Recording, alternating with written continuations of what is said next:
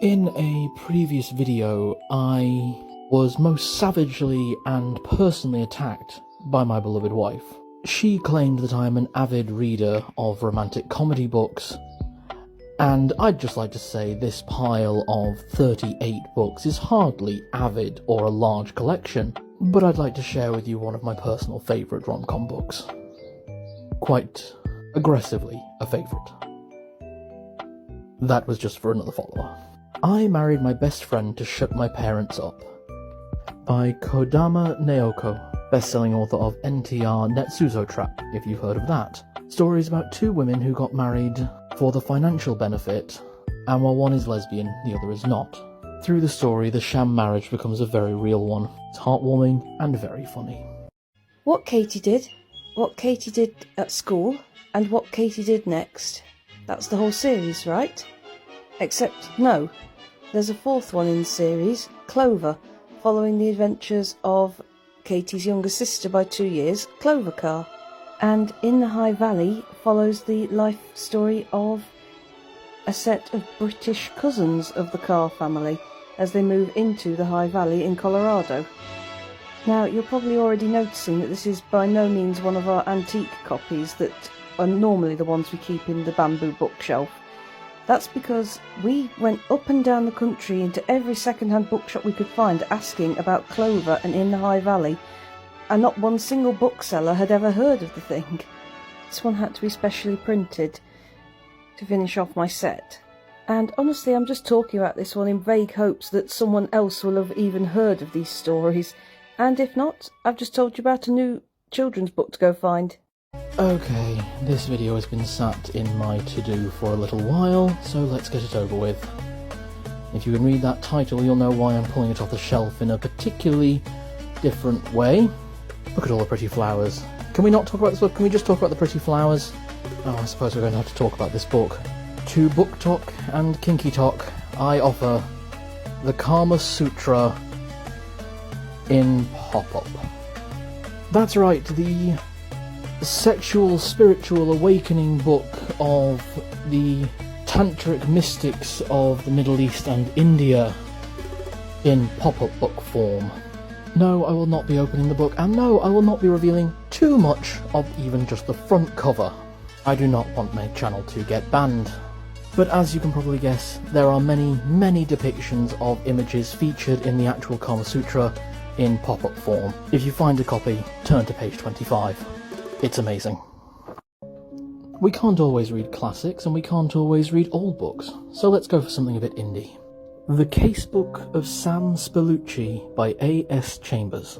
If you like H.P. Lovecraft, Bram Stoker, Sherlock Holmes, and teen angst, you will love this book. I was lucky enough to actually meet the author at a steampunk convention in Morecambe while me and my wife were there for our honeymoon. He was very friendly, very good to talk to, and I would be remiss to say the kind of person I would love to meet again. But enough about the author. The Casebook of Sam Spallucci is a fantastic horror novel where it's a bit more competent and annoyed rather than scared and fearful. It's like reading about someone's Call of Cthulhu character when they've been playing for far too long and had 3 too many shots. The stories are witty, they're very quick and easy to read, perfect for a holiday read or something digest that will also still hit home. It is an absolute recommendation for indie talk, horror, books, and anyone who likes the occult. Book recommendations are really fun, but how about we try recommending a bookshop? And this is Eagle Books, and that you'll recognise is Jenny. Eagle Books is the closest and probably the most visited bookshop by at least 2 very particular bibliophiles, and they're 3-month-old. It's in Derby, Derbyshire, in the Eagle Market, which is one of the oldest markets in England. Indoor market, I should have specified. As you can see, it just has this really classic bookshop look where all the books are piled up, they're everywhere. They mostly do second-hand books, and of course we love the Terry Pratchett shelf. The bookshop runs a fantastic policy which we have used many times, where if you take in a selection of books, they will price them up and give you store credit to purchase more books. This is great for us because so many people buy us books not knowing that we do actually have particular taste. We don't just collect all books. It's not like we're trying to get every book that has ever been written, though that would be one hell of an accomplishment, like a modern-day library at Alexandria. I'm getting off topic. As a rule, we don't really collect crime or historical fiction or anything overly set in the real world in logic. Or at least I don't. Jenny absolutely loves her Cathy Glass and other maudlin books like that. Their fantasy section is their largest individual section and covers all of these shelves that you're seeing here, and here's Olivia being a good quiet librarian. They also have plenty of rom-com, Mills and Boon, word searches, everything you can imagine that'd be perfect for going on holiday, and it covers 2 separate cubicles within the Eagle Markets building. You also have these disorganised shelves which are only organised by author, and they are fantastic if you're just looking for something in general. And it's really fun just going to something you know, pulling it out, and seeing all the spines. Today we spent probably close to £15 and came away with all these books. Now all of these weren't from just Eagle Books, but Eagle Books is where we get the majority of our books from. And honestly, I can't recommend it more. It is a lovely place to visit. And plenty of nice places as well. Okay, so this is another one from the adult bookshelf. Hence why I'm going to have to take it off the shelf in a very weird way so you don't see the front cover. This is the XYZ of Love by Inga and Sten Hegeler. I've probably butchered that altogether. Written in 1970, it features letters written to the Hegelers, basically asking questions about love life. The questions vary all the way from hopelessly naive and ill-educated, all the way up to remarkably forward-thinking and quite deep. The advice given, however, is always very well thought out and with a lovely touch of humour, and the illustrations are all quite nice, although I couldn't show you nearly as many of them as I wanted to. In the mid to late 1800s, in London, England, closing in on the latter years of Queen Victoria's reign and before the reign of King Edward, there was a very popular local magazine. You probably heard of it, The Strand. What we have in my hands right now is, you may have seen those compilation books of comics like the Beano and the Dandy. And basically, it was very common practice that at the end of a year, the magazine would bind all of its prints together and put it all into one big copy and publish it at the end of the year. So what we have here, with all the lovely pencil markings and the receipt from the antique shop we bought it from, is all the compiled articles from 1894 as published at the start of 1895. Now, why the history lesson? Now, you've probably heard of Sherlock Holmes, and it surprised me to find out that a lot of people don't know that Sherlock Holmes, although being a very popular novel written by Sir Arthur Conan Doyle, was in fact originally a series of short stories published in this very magazine. And those that do know that only know the Strand magazine for Sherlock Holmes, when it was full of some amazing stories, articles written by the locals, and some of my favourite things is excerpts from businesses where they clearly put advertisements. Here is an article about some local judges, a story about a knight getting lost in a river, an article written by a gentleman travelling through India, a carpenter that makes stools and tables for schools, articles about African tribal warriors visiting the royal family, and this fantastic page about a wedding cake company producing gorgeous cakes for the local girls for their wedding days. As I'm sure you're all asking though, of course it has some work by Arthur Conan Doyle, one of his horror stories. In the series The Exploits of Brigadier Gerard, Sherlock Holmes was Arthur Conan Doyle's most hated work of fiction. What he really loved to write was horror, but above that, medical papers. After all, he was still a doctor. For anyone who is a fan of Anna Seal's classic Black Beauty, this book is an absolute must-have and read. The title is a little bit of a misnomer, because it's never made entirely clear if the horse within is actually Black Beauty's son, or merely spiritual successor, and certainly his life does not mirror the fine breeding and fine upbringing of Black Beauty. It actually reminds me quite a bit of White Fang or Call of the Wild, in that this horse is a lot more headstrong and a lot less well behaved. He's a lot more of a horse made for travelling, and as such we actually see a little bit more of the world through his eyes than we did through Black Beauty's. It's obviously set that little bit further along than the original, so we see how attitudes have changed to animals just in that small space of time. Though some of the trials he goes through are all the harsher for it. However, I do assure you it has a very happy ending, and I absolutely recommend that you find it and give it a read. I suppose another favourite rom-com book wouldn't be amiss. Gal Gohan by Mari Tayu. The front covers of every one of this 10-part series are very misleading for the contents you'll find within, because if you go to just look at them, you'd think, oh, this is going to be something on par with Uzaki-chan Wants to Hang Out, Destiny Lovers, or the Monster Girl Encyclopedia.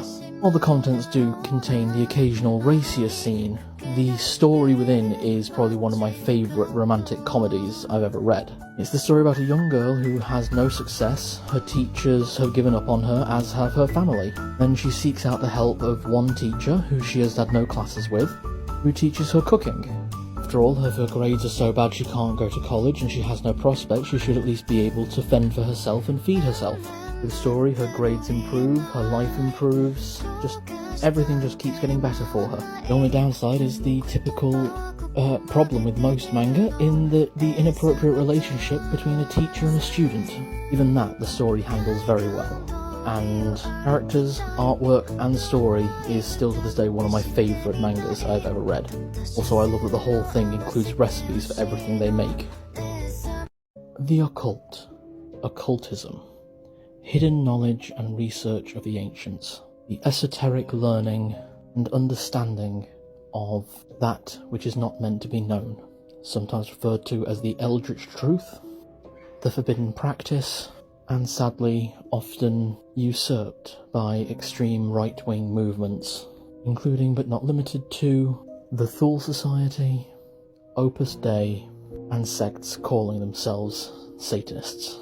When I was a child, my grandmother instilled in me a love of not just stories and fairy tales, but also ghost stories, history, and knowledge that was not necessarily taught or readily available to those who did not seek it. She was a very intelligent woman, a very esoteric woman, understanding that there is a balance between modern medicine and spiritual practices like crystal healing and aromatherapy. I rarely refer to myself as a pagan or as a spiritual person. I am at my core an occultist. Study for the sake of study, knowledge for the sake of knowledge, learning that which is not meant to be taught, teachers silenced by those in power. A study without bias. Welcome to my occult talk. Here is Larry, the haunted mask we found in the back of a charity shop. As any bibliophile will tell you, the things on their shelves and walls are not just related to books, but things that they love. So let's have a very brief tour of things that we love. That's a picture of the ducklings that I raised quite a long time ago. They're all now grown-ups with ducklings of their own. A memorial jar and a Ferrari that my uncle bought me. The things that also litter our shelves. On the fantasy shelf we've tried to put things that make sense for the genre. So there's knights, dragons, greater two in obviously, and along the bottom steampunk things in front of the sparse steampunk collection. And when Jenny says dragons, she means a lot of dragons. And an African drum I bought while I was in Africa once. Jessica Rabbit, a prize of our mini collection. I'm the Zelda fan and so keep our gaming things. Oh good god. Maps are also things we like to get, but not real world maps, of course not. Here's our map of Hyrule, or at least a fantastical version. A little pin-up commission that we had done, as well as a art piece. There's a curiously large number of masks littering the place, as well as, yes, a spinning wheel, right next to the fairy tales section. And there's the big pile of plushies, guarding the kids section. We've also got a number of our old toys and teenage collectibles from many years ago now, littering the manga bookshelf. She says our collection like we both collected them. Every single piece of anime paraphernalia is all Jenny's. The My Little Pony are mine. I think all of those are actually gifts. The Death Note ones are all mine. Oh, that beautiful picture of Watership Down cover. And of course, a sort of Red Riding Hood alike. Belle and Beast, and quite a lot of Beauty and the Beast paraphernalia covers the kids' shelf, as well as a lot of Frozen on the secondary children's shelf. Surprisingly, the children's shelf is the least littered of our collections, but that's because we want to give Olivia lots of time to collect things that she wants. Decanters, incense burners, and a rose from Phantom of the Opera, and more masks, as artwork gifted by an old friend. Another map of a place we've only visited in our imagination. And here's another, Lord of the Rings. We've got a lot of stuff on all of our shelves. But this is the room that makes us most happy in our house. And we hope that when we reach 1,000 followers, we can share it with all of you. Not in too much detail, but certainly in as much as we can offer. And we hope you enjoy it as much as we do. And Larry says bye. This one probably ought to be on the adult bookshelf. Unfortunately, it's far too big, so it lives on the outsized bookshelf. And you can already see that the artwork is absolutely stunning, and that I'm going to have to hold it in a weird way so that you don't see the back cover. Yes, it's one of those ones again. This is The Tellier House by Maupassant. Do forgive me for the butchering of all of the words there.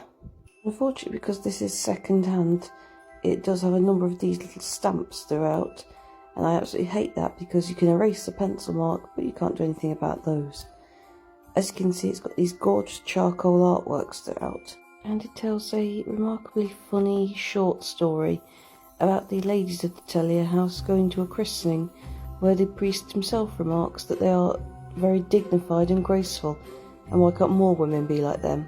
She had done a great many things right since becoming lost, more than she ever would have guessed, but this was a bad decision, the worst she'd made since leaving the path in the first place. Had she crossed the marsh and climbed the ridge, she would have found herself looking down at Devlin Pond on the outskirts of Greenmount, New Hampshire. On Saturday or Sunday, Tricia would almost certainly have heard the burr of the powerboats on the pond as a weekender towed kids on water skis. After the 4th of July, there would have been powerboats out there on any day of the week. But this was midweek, in early June. There was no one out on Devlin but a couple of fishermen and little 20-horse put-puts, and Tricia consequently heard nothing but the birds and the frogs and the bugs. Instead of finding the pond, she turned towards the Canadian border and began walking deeper into the woods. Some 400 miles ahead was Montreal. Between it and her, not much. Why do you think it is that we know so much about the Norse and Greek pantheons and we hear so much about Celtic mythology? Well, the answer's simple. They all survived. Sadly, like many others, one that did not survive was the history of occult Britain. A history of ancient pagans and druids who were the outright target of the First Roman Empire, and this was before they adopted Christianity. Know nothing of the druids of the British Isles that lived in what we now call England and Wales, because if they were not destroyed by the Roman Empire, they were folded into the Celtic beliefs of Ireland and Scotland. We don't even know if they had a different pantheon. As the pantheon from Scotland and Ireland is so different, we must assume that the one in England was very different as well.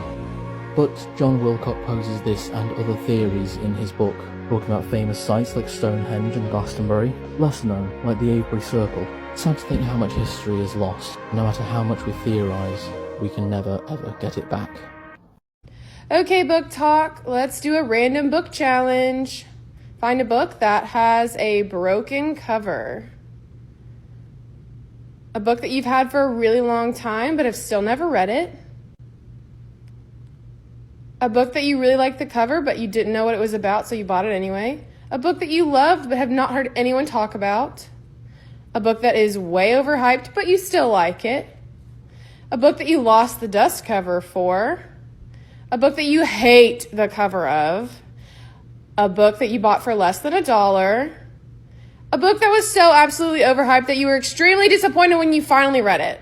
J.R.R. Tolkien, grandfather of modern fantasy, was not just famous for writing some of the most amazing stories and adventures of all time, but he also wrote some of the most beautiful and amazing poetry. And Jenny is going to give us a lovely rendition of Bilbo's Last Song, illustrated by Pauline Baines. Day is ended, dim my eyes, but journey long before me lies. Farewell, friends, I hear the call, the ships beside the stony wall. Foam is white and waves are grey, beyond the sunset leads my way. Foam is salt, the wind is free, I hear the rising of the sea. Farewell, friends, the sails are set, the wind is east, the moorings fret. Shadows long before me lie beneath the ever-bending sky. But islands lie behind the sun that I shall raise ere all is done. Lands there are to west of west, where night is quiet and sleep is rest. Guided by the lonely star beyond the utmost harbour bar, I'll find the havens fair and free and beaches of the starlight sea. Ship, my ship, I seek the west, and fields and mountains ever blessed. Farewell to Middle-earth at last, I see the star above your mast.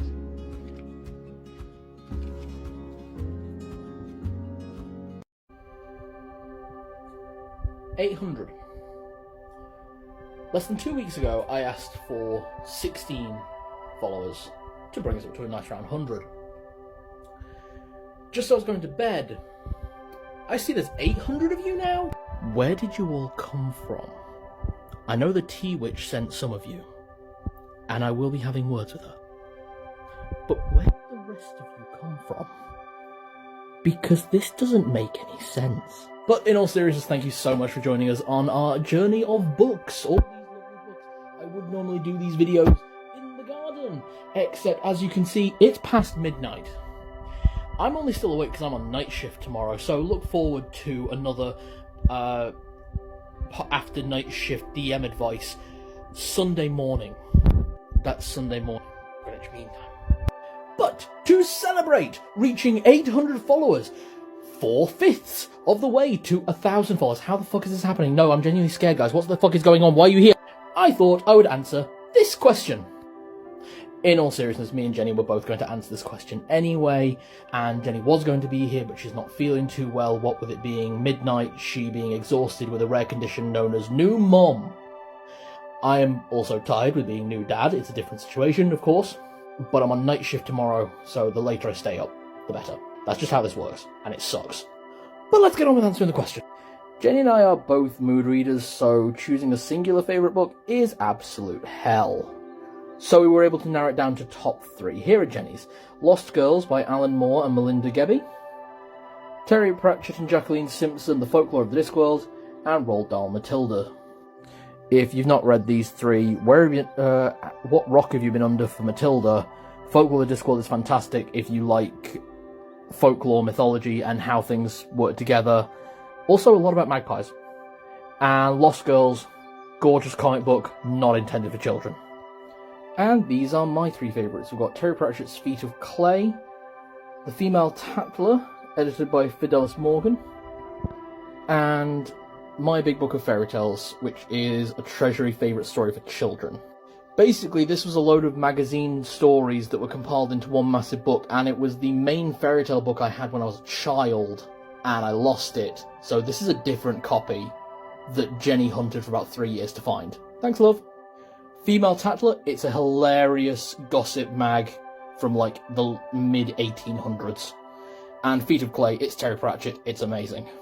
So I hope that answers your question, and thank you so much for joining us, everyone. Please like, subscribe, ask more questions. What's your most favourite book in your home collection? And yeah, we're 200 away from looking at all the books. Yay! In school. I used to go to a bright school, where youth and frolic taught in turn, but idle scholar that I was, I liked to play, I would not learn. So the great teacher did ordain that I should try the school of pain. One of the infant class I am, with little easy lessons set. In a great book, the higher class have harder ones than I, and yet I find mine hard and can't restrain my tears while studying thus with pain. There are 2 teachers in the school. One has a gentle voice and low, and smiles upon her scholars as she softly passes to and fro. Her name is Love, it is very plain. She shuns the sharper teacher, Pain. Or so I sometimes think, and then at other times they meet and kiss, and look so strangely like that I am puzzled to tell how it is, or whence the change which makes it vain to guess if it be love or pain. They tell me that if I study well and learn my lessons, I shall be moved upward to that higher class where dear love teaches constantly, and I work hard in hopes to gain reward and get away from pain. Yet pain is sometimes kind and helps me on when I am very dull.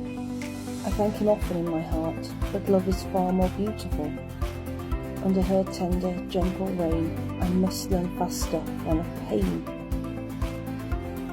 So I will do my very best, not chide the clock nor call it slow, that when the teacher calls me up to see if I am fit to go, I may to love's high class attain, and bid a sweet goodbye to pain.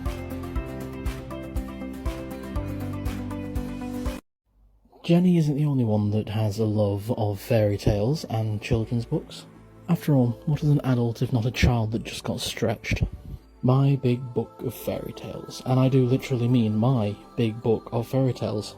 This was the fairy tale book my parents read to me when I was probably only about 2 years old. Originally a collection of stories published in magazines, it has some of the most glorious artwork I've ever seen in a fairy tale or children's book. No two stories have the same artist, art style or design. Some make excellent use of negative space, while others like to be a full page of colour and fill in where they can get text. And what I love about this book is that it's not your typical Grimm's fairy tales, Hans Christian Andersen, or the collected work of Poirot. There are Catholic stories, there are Jewish stories, there are Israeli stories, but my favourite's Yushkin the Watchmaker, a story from Russia. An elderly watchmaker and his son, who is his apprentice, and the Tsar demands they fix his clock, and they just don't have the parts. But through farcical means wind up winning a lot of money and the parts that they need to finish the watch and the clock. Stories are a bridge not just between worlds, but with people. The more stories we know, the more people we know. Isn't that nice? How do you handle player character restrictions? I don't. God, that sounds smug. No, I don't restrict anything, be it for new players or more experienced players. For new players, I may say stick to the player's handbook, just so you get an idea of the base races and the base classes. But at the same time, I feel like physically limiting that has caused more problems, because I have players who are very experienced who never really go outside the player's handbook. And that's for race, class, spells, everything. Two main reasons I don't restrict. One is that my homebrew world of Thalrond is completely open. I've not written the story tightly for everything. Like, I know what races come from what regions, and I know a baseline about history of every single country, but it's not so set in stone. So if someone says they want to play a satyr, I say, you could come from these regions. I want to play a leonin. You could come from this region. You could come from Capulus Mon.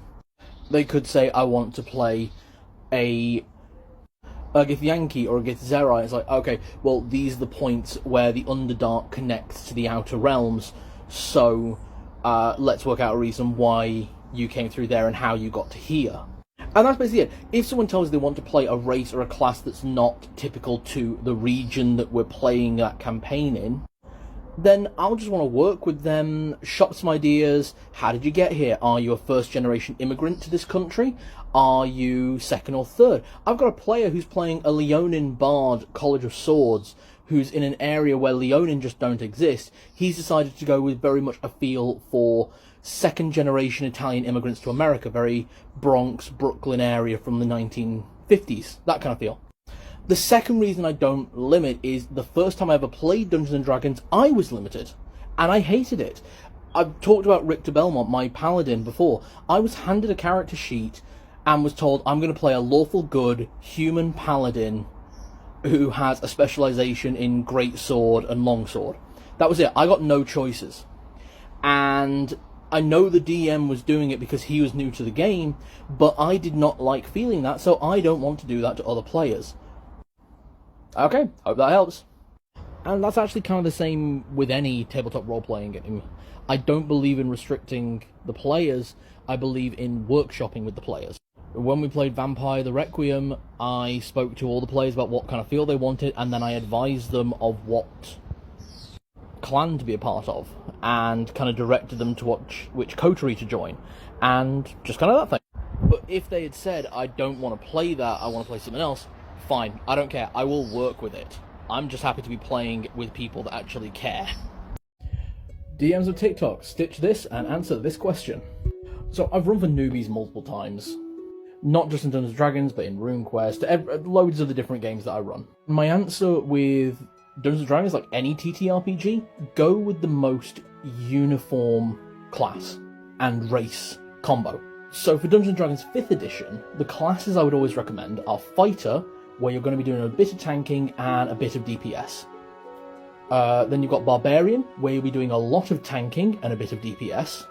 And Cleric, where you'll be doing a bit of tanking, but mostly healing. Now I say those three because in my opinion those three are the most forgiving classes in Dungeons & Dragons 5th edition. There's nothing too complicated like with Paladin or Ranger or Artificer as the demi-casters, nor is there anything too complicated in the martial side of it like with Rogue, Sneak Attack, or Monk, Key. Barbarian and Fighter, basically you're going to run that the same way.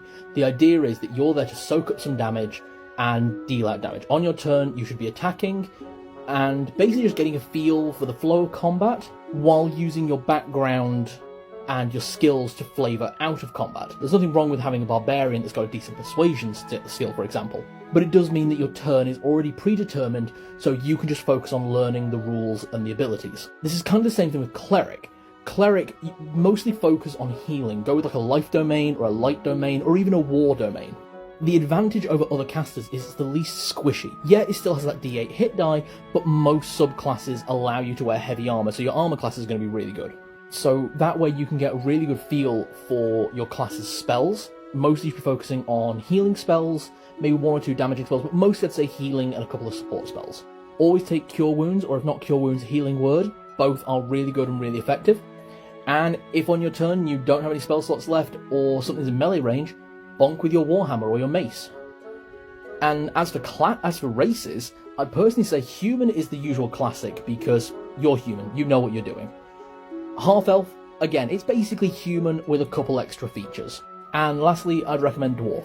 And personally, I'd go mountain dwarf for that boosted hit points rather than having... because you know, all three of those are going to be using medium armor and decent weapons. You don't need to worry about that. So go for mountain dwarf so then you're less squishy if you decide to play a cleric.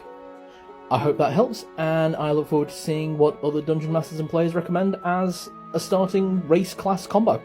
Bye. The King of the Copper Mountains is a book I totally didn't steal from my primary school's library. Technically speaking, they were getting rid of a load of old books and that was on the pile, and I knew no one else would appreciate it, so I just slipped it into my bag. That's not stealing, that's rescuing. Originally titled Het Slutelkruid, which I've probably just butchered, The King of the Copper Mountains won the Netherlands' Best Children's Book in the year it was published, 1964. It's an amazing, beautiful children's story. Sort of reminds me of Arabian Nights, but with more of a Nordic spin. The eponymous king, after a 1,000-year-long reign, is dying of his heart failing, and the only thing that will cure it is the medicine which the doctor who attends upon him goes to go and collect. To keep his heart beating for the few nights that he's away, the rabbit servant who attends upon the king calls upon all the animals of his kingdom to tell him exciting stories every night, all in hopes of keeping his heart beating just that extra night more. If you find yourself in the market for a children's book, I can't recommend this one enough. In fact, you really should do yourselves a favour and go get it. It's only about £6, and that's if you're looking for a really nice edition. And I'm just desperate for more people to have heard of this lovely, lovely story. As for stealing, sorry not sorry. Sometimes it's fun to learn while you read, not just reading for pleasure, but also reading to educate yourself. So from our textbook section, I offer Westwood and Simpson's The Law of the Land, Guide to England's Legends. If you enjoy mythology, ghost stories, and history, I would definitely recommend this very heavy book. I mean that with all seriousness, I thought it was going to break the table. The Law of the Land breaks down England and many parts of the United Kingdom into its constituent sections, much as we do with our maps, breaking it down into shires and smaller regions. From there, it uses a series of keys, symbols, and easily identifiable markers to give very easily identifiable information on all the different places you may want to visit on your ghost hunting expeditions. And just for a bit of fun, let's show where I'm from, where Jenny's from, and areas of two of our favourite TikTokers are from. Derbyshire, Leicestershire, Oxfordshire and Surrey. You can see Derbyshire is covered. No surprise, one of the most haunted places in Europe. Leicestershire, again, famous stories such as Jenny Greenteeth mark it as one of the most haunted areas in England as well. Oxfordshire, apparently, when property in the afterlife is expensive, with most stories of highwaymen. Apparently everyone's trying to get out of Surrey, even the dead. A great book if you love history. It's time for a new segment, BookTok Storytime. So today at work I was on one-to-one. For those of you who don't know, I am a healthcare professional, and one-to-one means that a patient requires one-to-one care. Now, a patient can be on one-to-one care for any number of reasons. They're a falls risk, they're a flight risk, they are confused, they are scared. There is a long list of reasons, but basically what it means is you stick to them like glue. Now, of course, that does mean that if a patient were to threaten you with whatever means they have at their disposal, you do still have to stay with them. But luckily, as a larger male member of staff, that only happens to me about 60 to 70% of the time. Unlike most medical practitioners who are smaller or female, it only happens about 95% of the time. But that's getting off topic. This patient that I was with wanted to go out quite regularly for smokes, fresh air. I don't mind. Went out with the patient, it's my job. Mostly made pleasant conversation. Most of the time he didn't want to talk to me. Just happy to be off the ward. And almost every time we go out, I see the same person sat out with a vape, reading the same book. And I particularly notice this person because they have very cool hair. And that makes me think they're probably reading an interesting book. On one of the visits, I see them, and I spot that the book has a very interesting cover that I don't recognise, and now I'm intrigued. Obviously, I'm at work, and B, I'm not a creep. I don't approach anyone in public, especially not someone who is reading and minding their own business. That's called being polite. Also British. But I really wanted to know what that book was. But I let it go. Clearly the book fates smiled upon me because I saw them getting a coffee sometime later, and I mentioned that I'd seen them outside, and they were with someone as well, so I felt a bit more comfortable approaching. Mentioned I'd seen them outside, mentioned that their book looked interesting, and they were clearly very interested in it, and I really wanted to know what the name was. The book, if you're curious, was Flowers in the Attic by Virginia Andrews.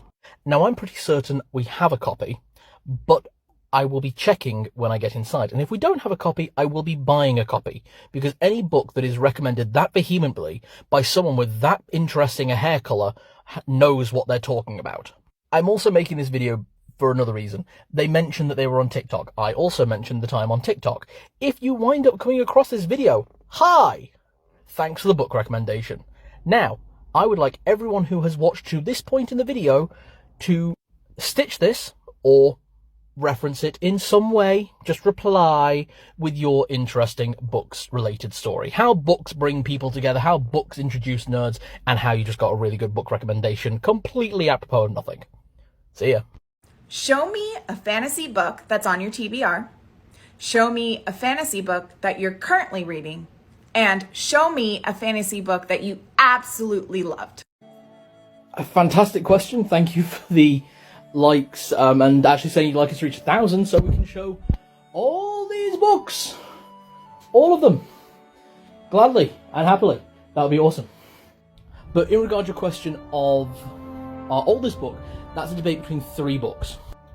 There's the illustrated Robbie Burns, the Scottish poet, which I showed in a previous video. We have this, which is one of my occult philosophy books, which is a modern reprint of a book published in 1801.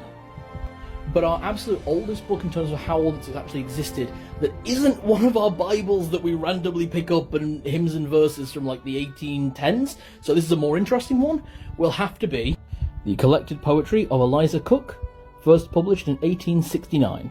Or at least this edition was published in 1869. It's a beautiful book.